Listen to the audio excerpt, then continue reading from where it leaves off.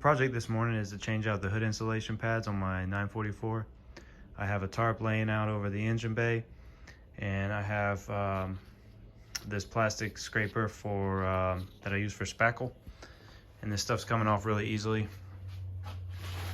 You can see here, try to get a little, this is basically just scraping right off. I still have the adhesive backing behind it, but basically I've scraped this side. It came off super easy, and the adhesive backing's peeling off pretty easily. So just step by step, I'm gonna just peel all this stuff off until I get the hood down to bare metal. And over here I've got the box from Pelican Parts with the new hood pads in it. And I will show you guys how it turns out. So in my typical fashion of choosing power tools and speed over patience and finesse, I've decided that using my die grinder with roll lock discs, so this is a bristle disc on a die grinder at 25,000 RPM, is a faster way of removing this stuff at the cost of occasionally going through the paint, but not super worried about that because I've got new hood pads to put on.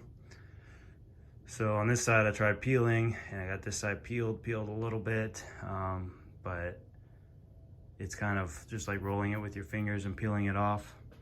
I am a fan of using 3M eraser wheels, but the problem with the hood is it kind of bounces a little bit, so it's hard to bear down with the 3M eraser wheel.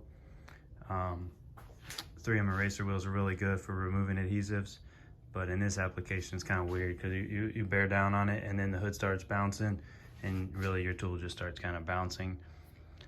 I tried a heat gun, heating up the adhesive and peeling it.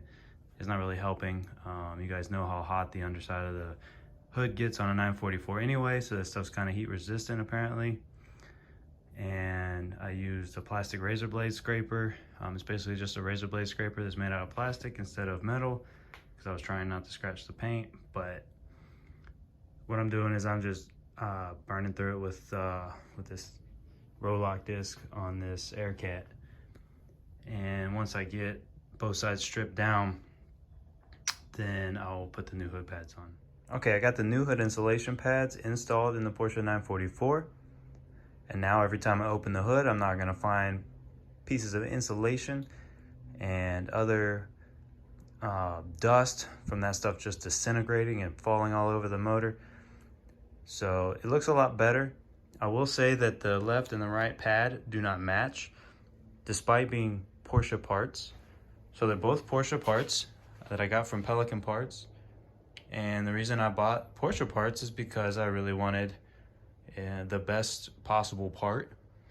But it's kind of unfortunate that they don't match. If I knew that they weren't going to match, I probably would have saved 30 or 40 bucks and got the off-brand. There were off-brands available. These pads were in the neighborhood of $50 to $60 a piece.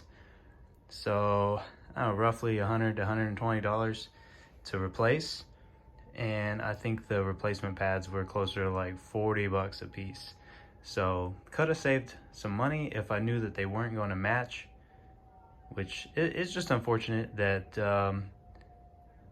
that's the case with some of these parts, because for example, the rear bumper rubber like bounce pads, when I purchased 2 of those, they didn't match either. And they've quit making the parts in Germany, and now the parts are being made in like Taiwan and different places. Which one of these pads, that one was made in Germany, this one was unmarked. So they don't match, but that's okay. It still looks way better than it did, and they're not gonna be disintegrating and falling all over the engine. So this project for now is complete. I would just recommend that perhaps save a little bit of money and get the off-brand pads instead of spending extra money on the Porsche pads, since they don't match left to right anyway.